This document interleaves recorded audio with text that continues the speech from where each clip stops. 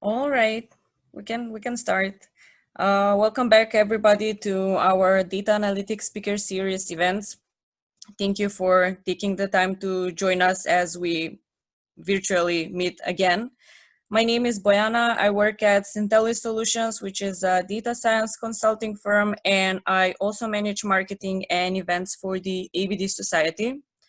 For those who are joining us for the first time, the Analytics and Big Data Society is a nonprofit organization based in Charlotte that believes in the use of data for social good.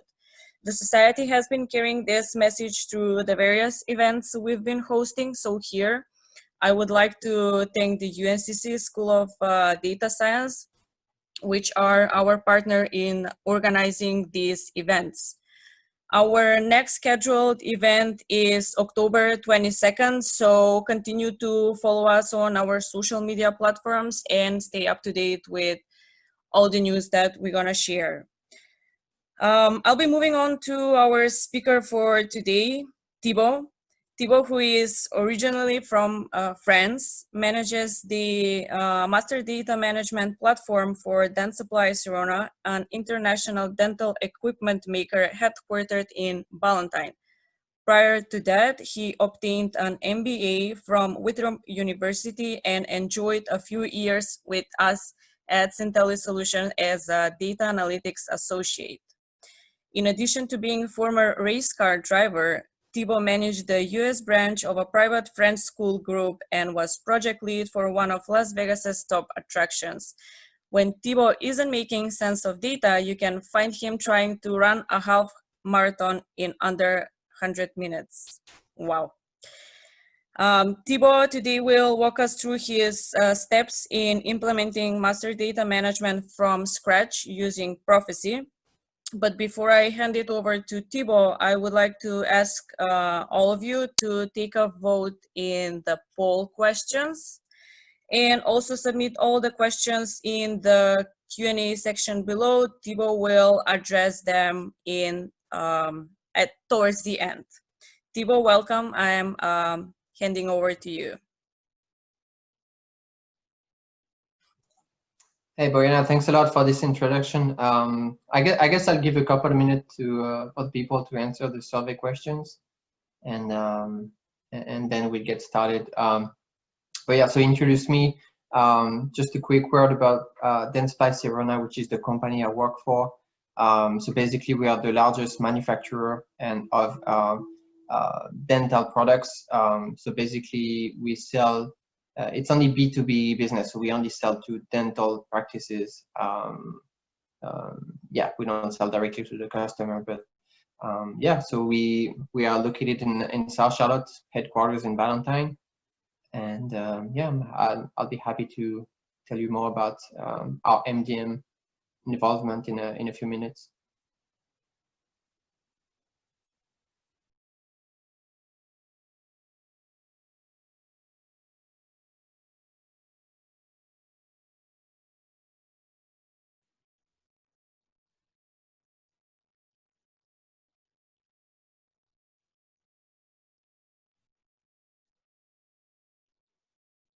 I think we got most of the attendees voted.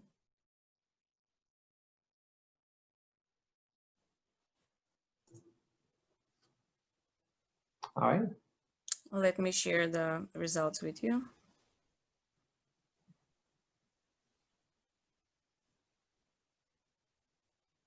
Are you able to see them? All right. Yeah, I can see the result myself. All right. So sounds like we have at least some level of technical expertise in everybody here on the line, and yeah, and the range of expertise around MDM is yeah. I guess we get all the ranges, especially somewhere in the middle. So great. Hopefully, I can bring more light into all of this. All right. So should I get started? Yes, we can go ahead. All right. Sounds good. All right. Yeah, so that's we already reviewed this. So this is basically an introduction of me and the company. So I'll just dive right into the subject. So basically, Dentsply Sirona, from the historical perspective, it's been a company that has known a lot of mergers over its lifespan.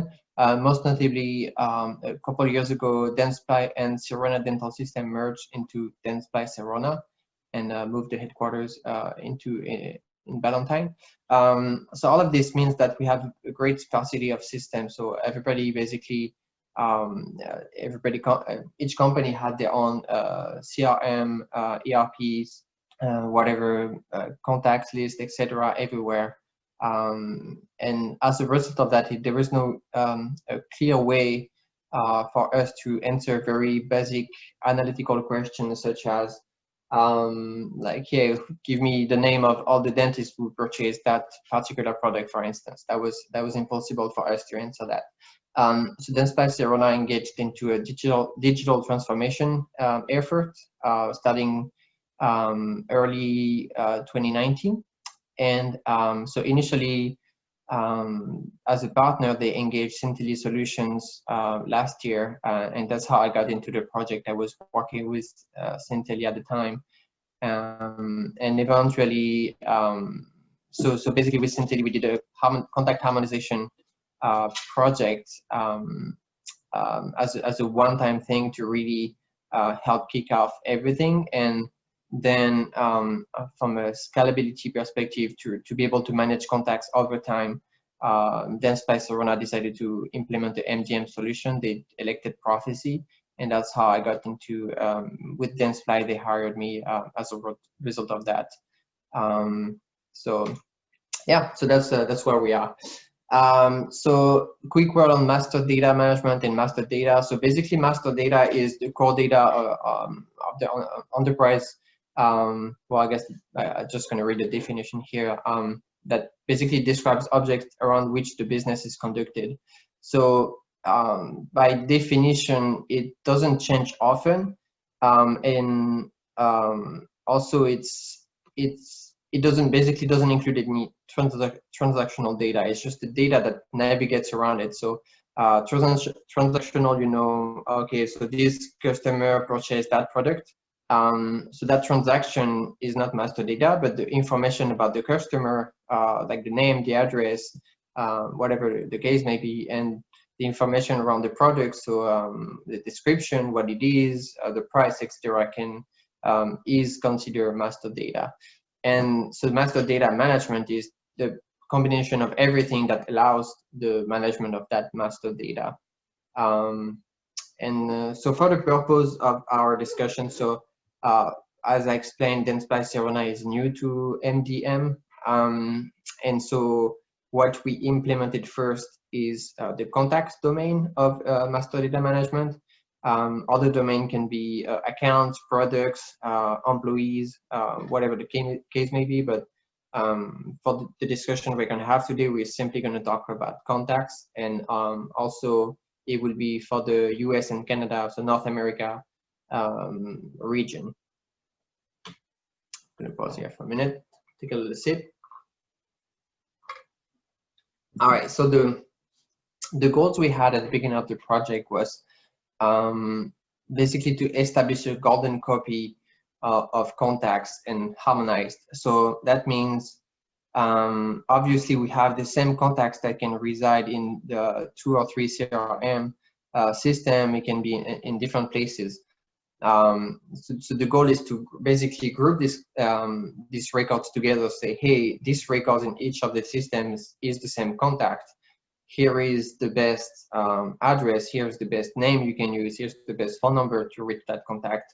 And also standardized values, which means, for instance, we have a way to classify contacts for us. So we have, for instance, if it's a dentist, if it's like orthodontist, if it's a dental hygienist, if it's an office manager at the dental practice, everything. So before, everybody had their own way of categorizing those people, and so we also wanted to bring some kind of standardization, so everybody is speaking the same language and talk about the same thing.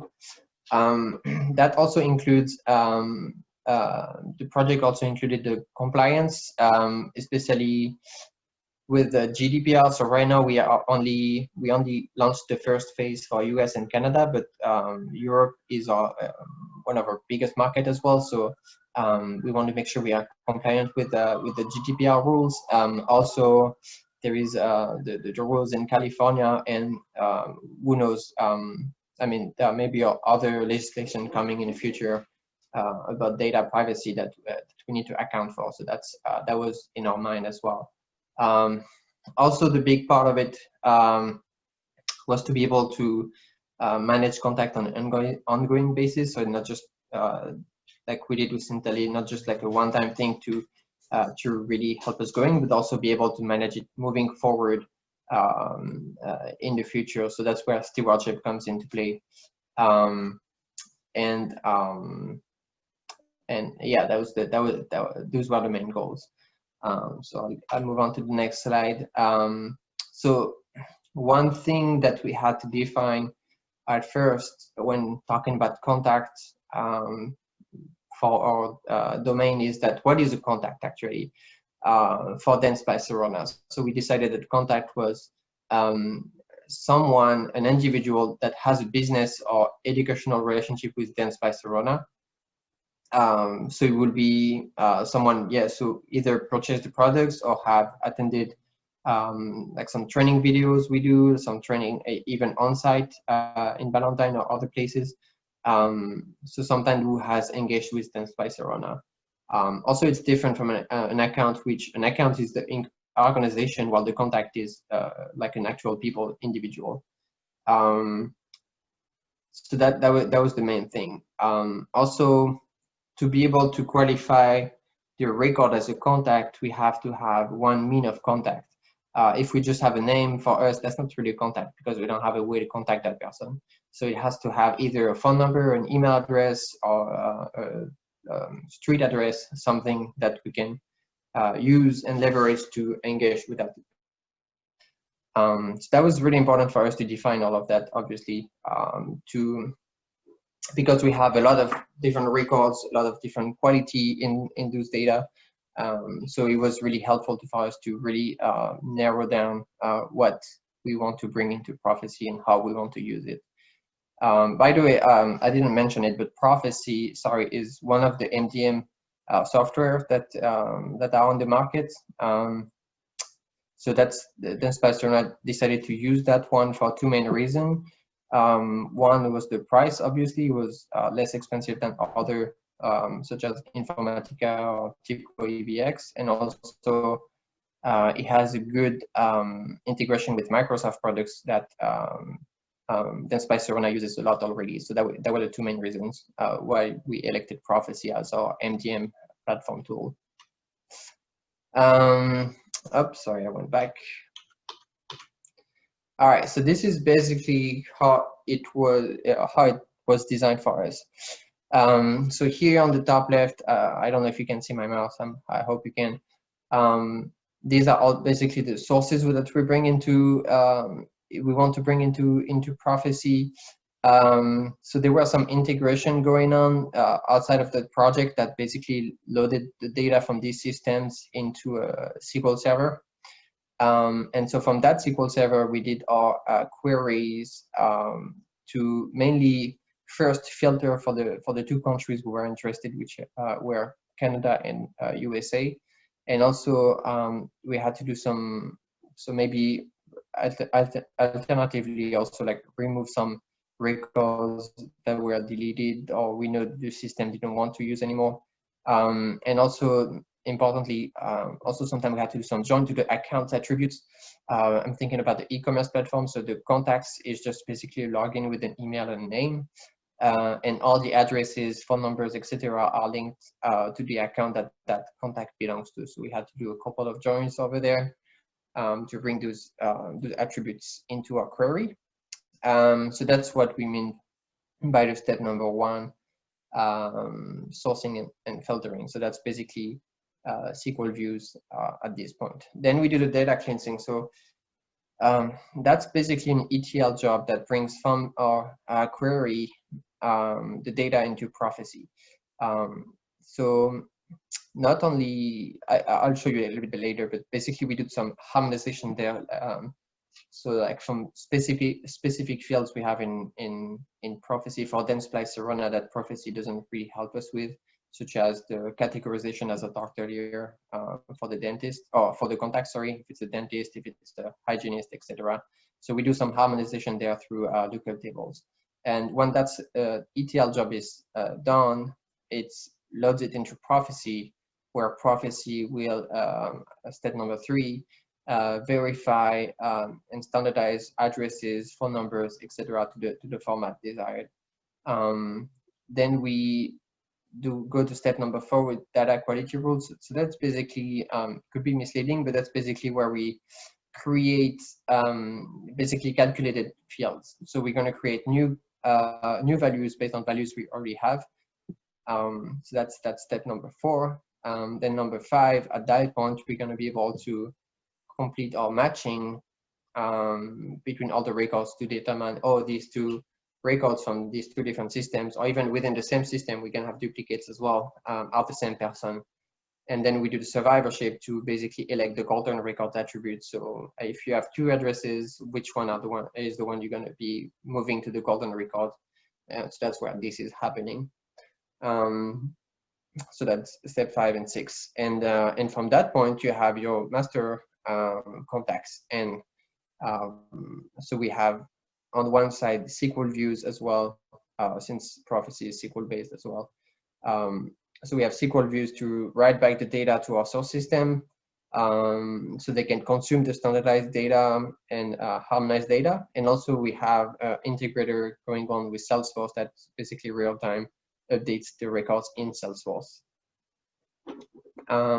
Yeah, so these are the sources that we're bringing into our system. So we have Hybris, which is basically the e-commerce website, Salesforce, the main CRM tool that most of us know, have heard of, I hope. Eloqua is basically an email marketing campaign tool. Cvent is our educational basically tool, so all the videos and training. So I've got my dog barking over there. And also we have a bunch of flat files, random Excel sheets or whatever that people have collected over the time or still collect nowadays at a trade show or whatever the case may be. And one last one is the NPI database, which is the government database. Sorry, let me try to get the dog back inside. Give me a second, please. No problem. I don't know if you can hear him. I don't know how distracting it is. Yeah, I think he is also enjoying the presentation.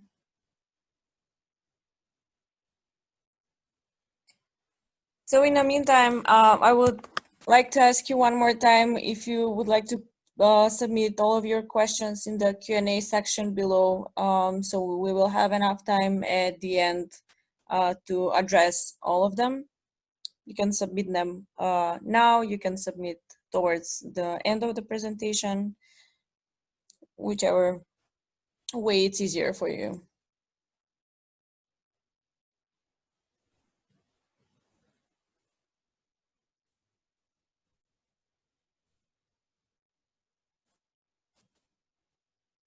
I apologize.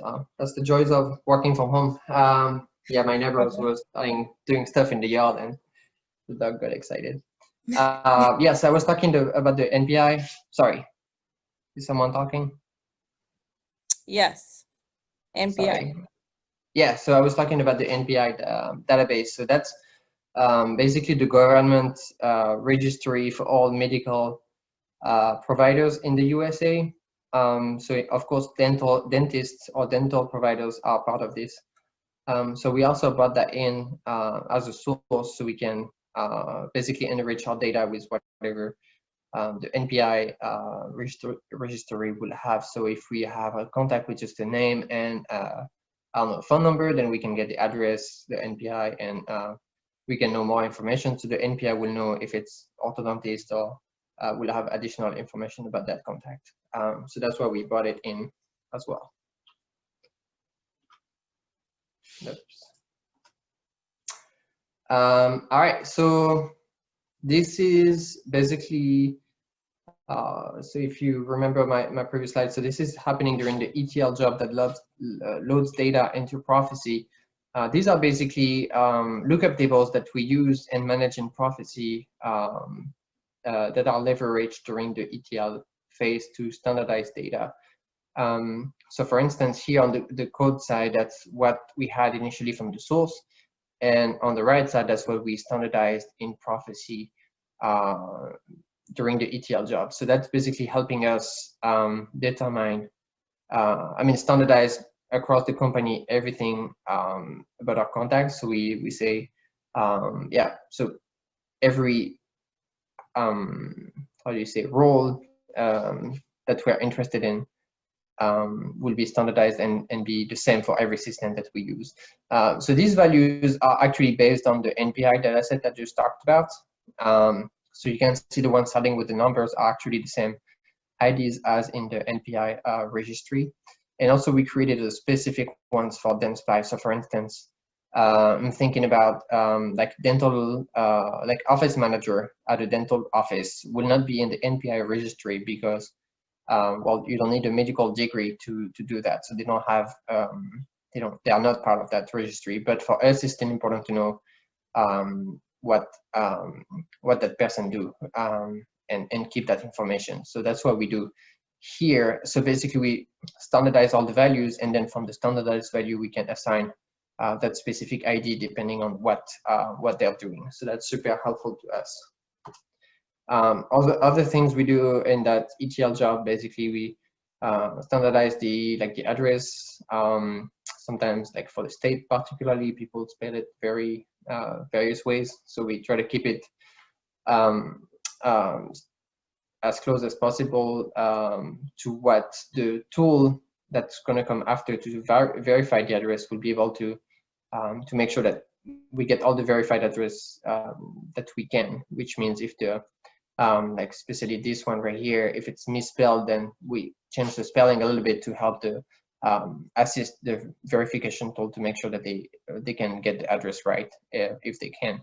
Also, other things we can do here, so we keep track of, like in Salesforce, for instance, we have a mobile field or cell phone field, where we just don't want to move that into the phone field and lose that information that it is actually a cell phone number. So we assign some phone type, same thing for address type or email type. So we don't lose that kind of information if it's a personal email, if it's a mailing address, or if it's a home address, whatever the case may be. We try to keep that. And so what's interesting here is that all these tables are managed in Profisee. So basically you can change the values or remove all the values altogether if you don't want to be dealing with that anymore without having to change the ETL process. So that helps us as well moving forward to manage the platform. So now we move to the next step, which is more about the standardization and verification. So for that, there is a tool in Profisee. It's a third-party tool called Melissa Data. We've also used it outside of Profisee before. And basically it's integrated into Profisee, so you can configure it directly in the software, which is very nice. And so we use it to pass names, verify address, email, and phone numbers, and standardize those as well. So often from the various systems we have, sometimes you have first name, last name separated. Sometimes you have the first name in the last name in the first name, or you have just one field that has all of them together. So that's what this tool helps. Melissa Data will be able to read the name and basically pass it into different values. So prefix, first name, middle name, last name, suffix, and also give us additional information such as the gender and things like that. So that's basically really helping us to enrich that data there. So that's what we leverage it for. Same for address. So it's really gonna standardize, and I mean, first of all, verify the address, make sure it's gonna tell us like, hey, yeah, this is a valid address. Oh, you're missing I don't know, like the suite number or whatever the case may be, or it's gonna tell us, no, that's not a valid address at all. So that's helpful already. And also it's gonna parse everything, make sure it's standardized properly. It's going to give us the place for zip code. I'm not sure exactly what it is for, but I see it everywhere now, so I'm assuming it's used for something that I don't know about. Same for email. So it's going to verify the email. So that helps us on the marketing side to make sure we don't send a bunch of requests to bad email addresses, which will flag our server saying, hey, this is a spam server. So that's super helpful to that. And same for the phone numbers. So our phone numbers come in various formats. So in that situation, it will format it properly, give us the extension number, and also, yeah, so we were able to format all the phone numbers, for instance, with a +1, and apparently that's pretty helpful to be used in like online marketing tool on the web. So yeah, this is great. This is just an example of address verification. So that's on top, that's the address we have from the source, and that's how it basically moves it at the bottom. So you can see you just have suite 145, so it's going to make it to address line 2. It's going to find the, oh sorry, it already has the state. But yeah, so it's going to pass it the way it should be and gives us the verification status on that. And you're going to see, well, we're going to get to it later, but the verification status, especially for addresses, is really helpful once we do the survivorship, once we want to elect which record should go into the golden record. Obviously, we want to get verified address over failed addresses. But also it will correct the address sometimes. I'm not sure. Yeah, so I'm not sure exactly what it does, but sometimes, like if it's misspelled or something, it will tweak the address a little bit to make it pass verification. So yeah, DQ rule assignment. So basically, there are two types of data quality rules in Profisee.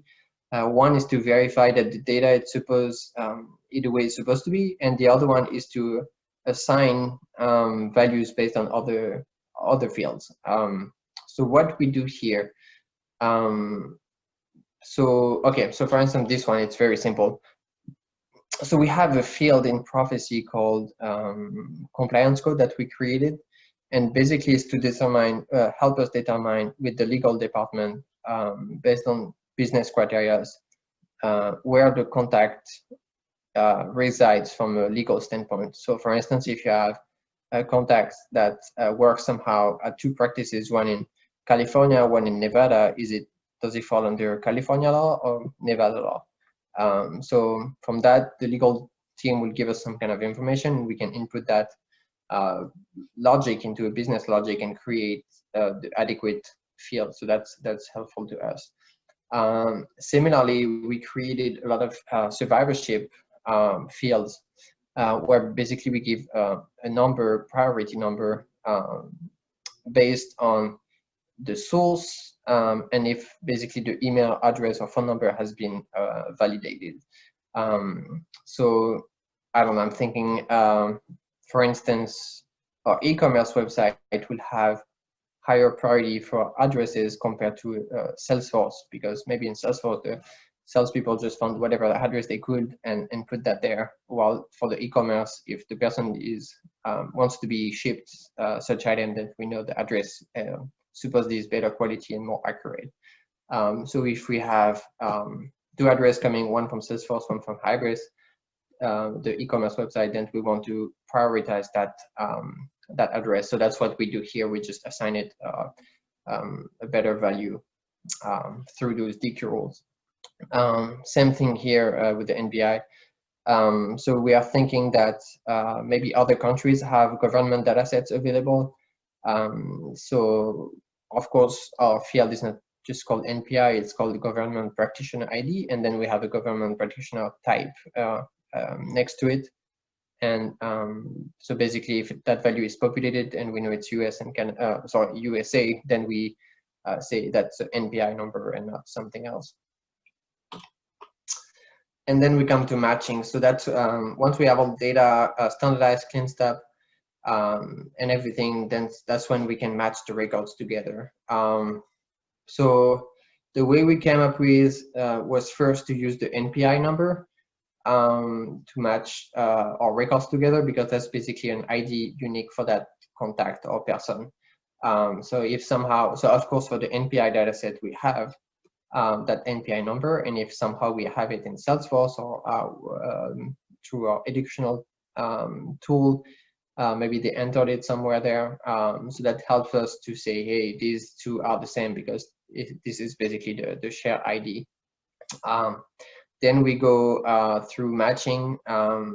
So for that, we always bring in the name plus either email, address, or phone. Yeah, so if the same person, someone has the same name and the same email, then we assume, hey, this is the same contact.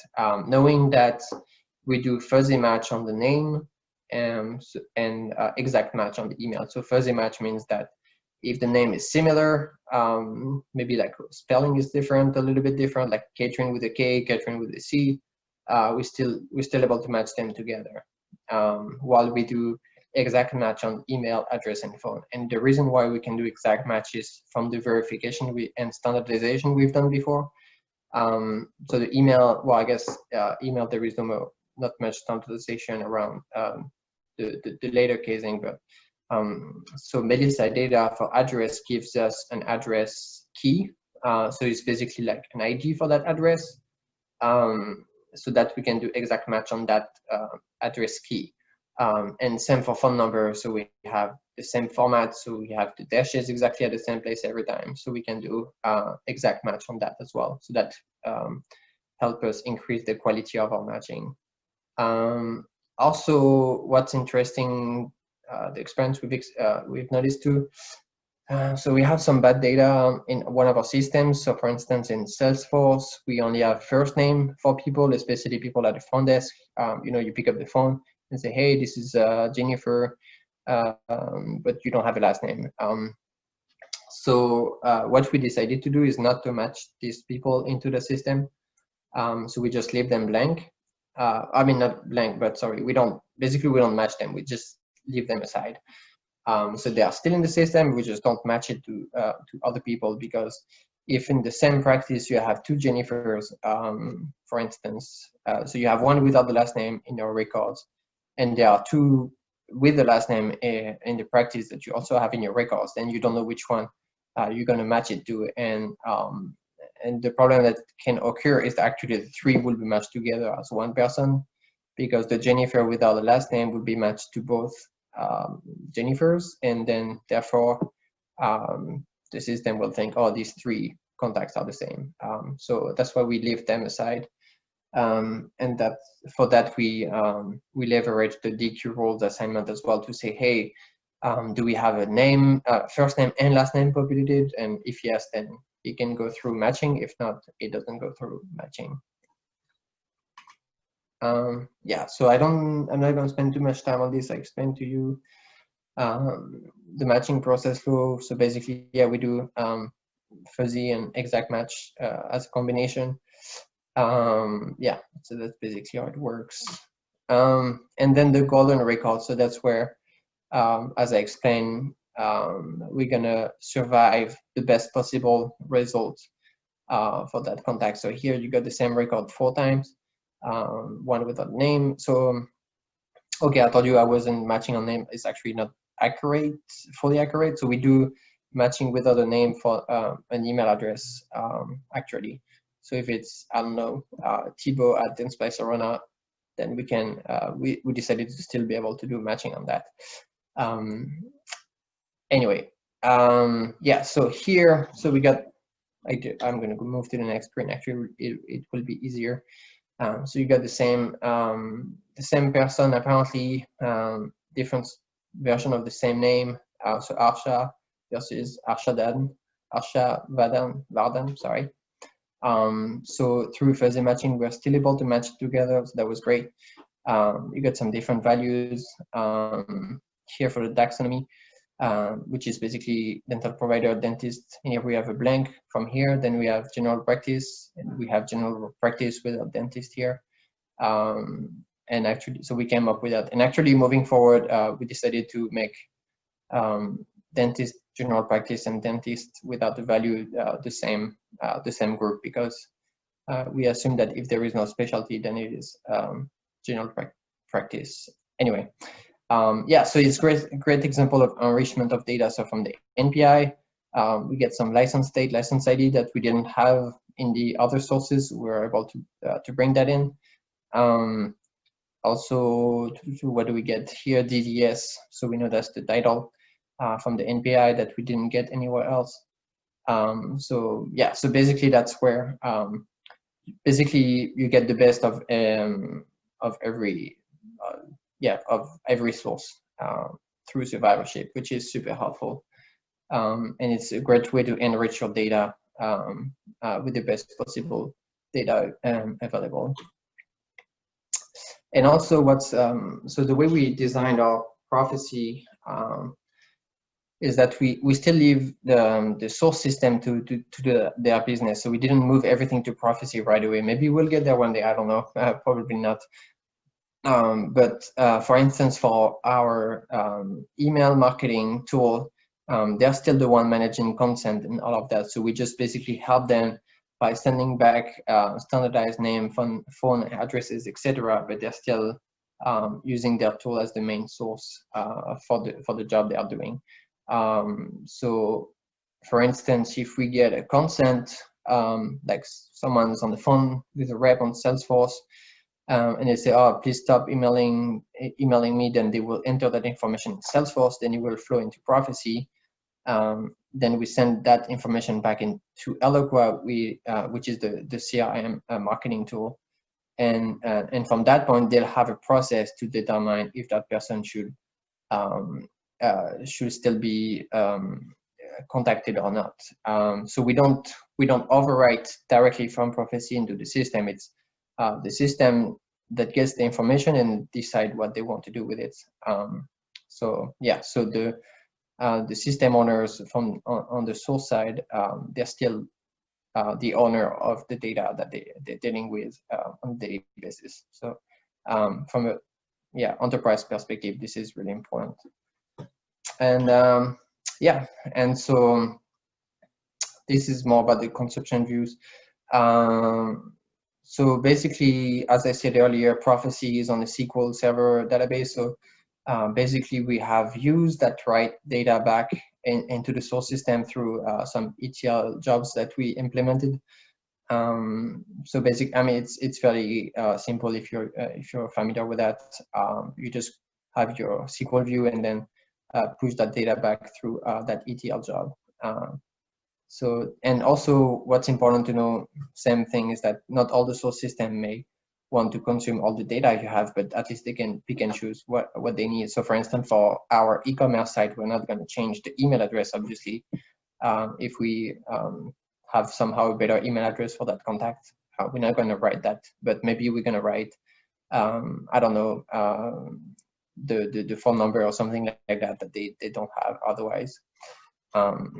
And also for Salesforce, we have an integrator that we purchased from Profisee as well, that basically writes back real time whenever. So the way we configured it is that whenever a Salesforce record gets updated in Profisee, then it sends that data back into Salesforce on a real time, basically. So that's very helpful as well. Yeah, and I think. Oh yeah, sorry, I forgot to mention about stewardship. So we haven't been there yet. We just basically scratched the surface on that. But moving forward, as we move, I guess, the ownership from the source system to a little bit more on Profisee, then we can have basically data stewards that will be managing data. So whenever there is something happening, the workflow will get kicked off. And people can just go on the web page that will be configured to manage the data there. If there is something that say, I don't know, yeah, you need to update the address because it seems we don't have any valid address for that contact, something like that, for instance, then the steward will be able to go to the web page and make the changes. So yeah, so we so as of right now, we only we're only doing all the stewardship through in Profisee itself, and also through the source system. So still the source systems are able to modify the data they have that will flow into Profisee. So that's also to basically explain you that to get started with MDM, you don't have to like change the world right away. You can kind of do like a smooth transition, which is what we decided to do. But eventually we'll get more people into our MDM platform, especially data stewards. Yeah, and yeah, that's it. That concludes the presentation. I wanted to leave a few minutes for questions. So I think now's the time, Joanna. I Yes, hope you enjoyed the show. it was great. Thank you. Thank you so much, Tebow. We do have 2 questions so far. Please feel free, all of you, to submit your questions. So I'm going with the first question. It's from Vish. What is the frequency of inserts and updates that you observed while setting up MDM? So so I mean, I guess it really depends on the people. So and on the day as well. So from Salesforce, for instance, we're getting basically a lot. I mean, a lot. I don't know, like hundreds of requests every day on a daily basis, just from the salespeople updating their pages. Then from other sources, it would be more, they would do like batches on like weekly basis or whatever the case may be. So you still get that daily fluctuation, but like Friday night, they'll do like, oh, we have a project to update so many records or load new, like they got some kind of data somewhere, they want to load it that day. So you get a lot of requests right away.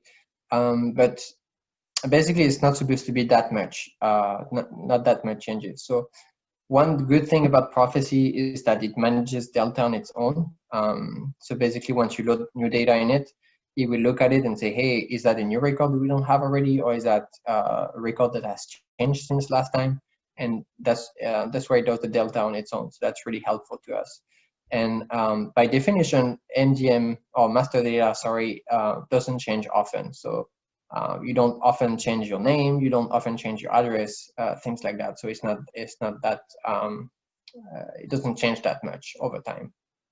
The only reason why it will change is that if we update data, like we know we have bad data, we want to update it to get something of better quality. That's when most of the changes come from, actually. Thank you, Tebow. I hope that answers the question. Yeah.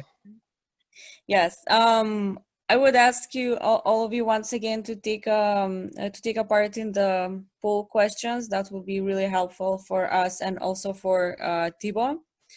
While we are waiting for more questions in the Q&A section, there is one more question already.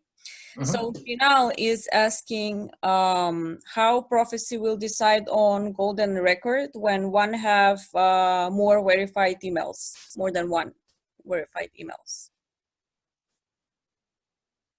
Yeah, so basically for that, that's just a business rule you have to think about as a team or as a company, I guess.